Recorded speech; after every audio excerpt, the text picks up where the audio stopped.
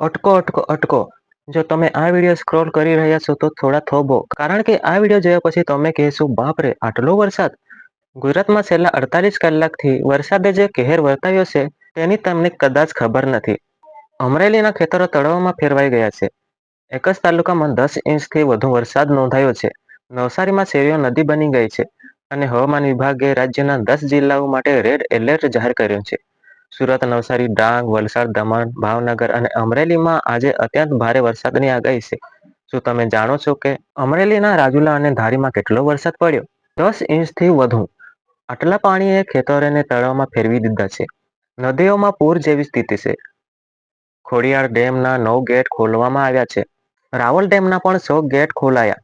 હવે પ્રશ્ન એ છે, શું આ વરસાદ આવતા કલાકોમાં વધુ ભયાનક બનશે?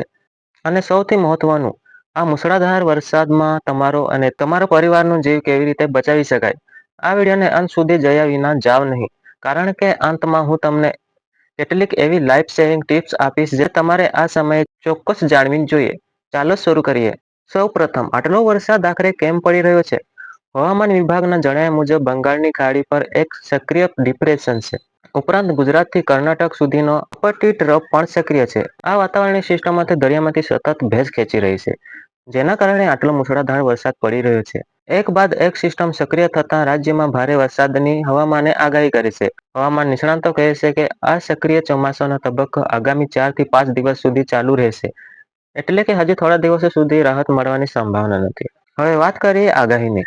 આઈએમડીએ ગુજરાતના અનેક જિલ્લાઓ માટે રેડ એલર્ટ જાહેર કર્યું છે. રેડ એલર્ટ એટલે 24 કલાકમાં 200 મિલીમીટરથી વધુ વરસાદ, જે અત્યંત ભારે વરસાદની શ્રેણીમાં આવે છે. આજે એટલે કે 7 જુલાઈ ડાંગ, નવસારી, વલસાડ, તાપી અને ભાવનગર માટે રેડ એલર્ટ. ગીર સોમનાથ, દીવ, છોટાઉદેપુર, નર્મદા અને ભરૂચમાં ઓરેન્જ એલર્ટ છે. જેમ કે અમરેલી માટે પણ ઓરેન્જ એલર્ટ છે, જ્યાં ભારે વરસાદની ચેતવણી છે. કલ્પના કરો, અમરેલીના રાજુલા અને ધારી તાલુકામાં 10 ઇંચથી વધુ વરસાદ નોંધાયો. આટલા ભારે વરસાદે ખેતરોને તળાવમાં ફેરવી દીધા અને નદીમાં પૂર જેવી સ્થિતિઓ સર્જાઈ છે. ખોડિયાલ ડેમ નજીક ધારીમાં 5 ગેટ ખોલાયા. ગીર સોમનાથમાં રાવલ ડેમના 6 ગેટ ખોલાયા. આ ઉપરાંત હવામાન વિભાગે દરિયામાં ભારે પવન ફૂંકાવાની શક્યતાને જોતા માછીમારોને આગામી 5 દિવસ સુધી દરિયો ન ખેડવાની સૂચના આપવામાં આવી છે. ગુજરાતના કેટલાક ભાગોએ પહેલેથી જ ભારે વરસાદનો સામનો કર્યો છે. દક્ષિણ ગુજરાતમાં નવસારીમાં ભારે પાણી ભરાવો થયો છે. પૂર્ણા નદી, કાવેરી નદીનું પાણી સ્તર ખતરાના નિશાની ઉપર છે. 102 લોકોને પીલીમોરામાંથી સુરક્ષિત સ્થળોએ ખસેડવામાં આવ્યા છે. વલસાડમાં ઔરંગા નદીમાં એક વ્યક્તિ ફસાઈ ગયો હતો, જેને એનડીઆરએફ દ્વારા બચાવવામાં આવ્યો. પોરબંદરમાં એક 22 વર્ષીય યુવાન અચાનક વાઘેલા પૂરના પાણીમાં ફસાઈ ગયો હતો. તેને પોરબંદર ફાયર બ્રિગેડ દ્વારા બચાવવામાં આવ્યો. આ ઘટનાઓ દર્શાવે છે કે વરસાદ કેટલો જોખમી બની શકે છે. રાજ્ય સરકારે પણ નીચાણવાળા વિસ્તારોમાંથી લોકોને ખાલી કરવાના નિર્દેશ આપ્યા. હવે સૌથી ચિંતાજનક બાબત, અમરેલીમાં વરસાદને કારણે એક દુર્ઘટના બની.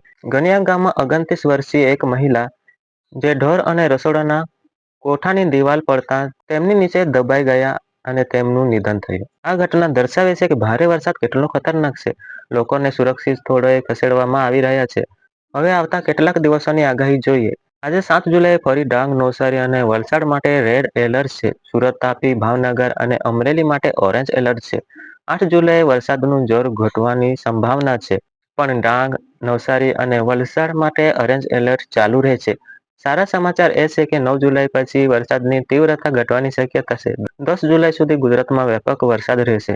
ચોમાસું 13 જુલાઈ સુધી રાજ્યમાં ફેલાઈ જશે. હવે સૌથી મહત્વનો ભાગ, આ ભારે વરસાદમાં તમે શું કરો અને શું ન કરો. પહેલો અને સૌથી મહત્વનો, બિનજરૂરી મુસાફરી ટાળો.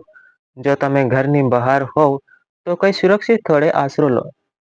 શહેરીમાં પાણી ભરાય તો પાણીમાં પ્રવેશવાનું જોખમી છે, કારણ કે પાણીની અંદર ખાડા, ખુલ્લા મેનહોલ કે વીજળીના તાર હોઈ શકે છે. તમે કારમાં હો અને પાણી વધવા લાગે તો તરત જ કાર છોડીને ઊંચી જગ્યાએ જાઓ.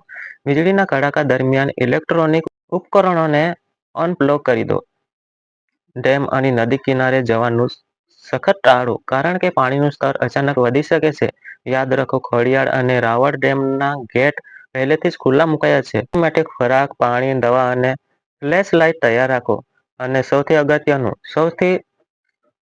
સ્થાનિક વહીવટ તંત્ર અને હવામાન વિભાગની સૂચનાઓનું પાલન કરો. મિત્રો, આ સમયે આપણે ગભરાવાને બદલે સજાગ થવાની જરૂર છે. આ વરસાદ આપણા માટે ખતરનાક બની શકે છે, પણ જો આપણે સાવચેત રહીશું અને એકબીજાની મદદ કરીશું, તો તમે આ સ્થિતિનો સામનો કરી શકો છો. હું ફરી કહું છું, આ ભારે વરસાદમાં ઘરની અંદર રહો.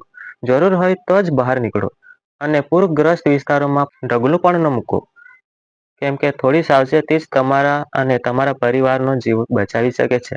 જો તમને આ માહિતી ઉપયોગી લાગી હોય તો કૃપા કરીને આ વિડીયોને શેર કરો, જેથી વધુને વધુ લોકો સુધી આ વિડીયો પહોંચે. ચેનલને સબસ્ક્રાઇબ કરવાનું ભૂલશો નહીં, જેથી આવી જ મહત્વપૂર્ણ અપડેટ સૌથી પહેલા તમને મળતી રહે.